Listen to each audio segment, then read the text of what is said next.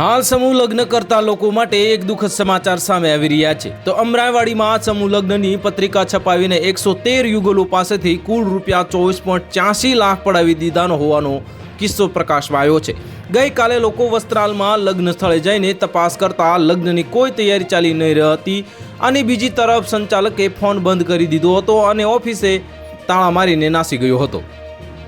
યુગલોને તેમની સાથે ઠગાઈ થઈ હોવાની જાણ થઈ હતી અને આ બનાવ અંગે અમરાઈવાડી પોલીસે છેતરપિંડીનો ગુનો નોંધીને વધુ તપાસ હાથ ધરી છે। ઓઢવમાં રહેતા યુવકે અમરાઈવાડી પોલીસ સ્ટેશનમાં અમરાઈવાડી ખાતે રહેતા યુવક સામે ફરિયાદ નોંધાવી છે। તેમણે ગયા વર્ષે પ્રેમ લગ્ન કર્યા હતા। 1.5 મહિના પહેલા તેમને મિત્ર પાસેથી એક પેમ્પલેટ મળ્યું હતું અને જેમાં હિન્દુ જન વિકાસ સેવા સંઘ ટ્રસ્ટ અમદાવાદ પ્રથમ સર્વજ્ઞાતિ સમૂહ લગ્ન મહોત્સવમાં નોંધણી માટેની જાહેરાત હતી, જેમાં યુગલોના લગ્ન થઈ ગયા છે, પરંતુ તેમના લગ્ન હિન્દુ ધર્મ શાસ્ત્રોક્ત વિધિથી નથી થયા।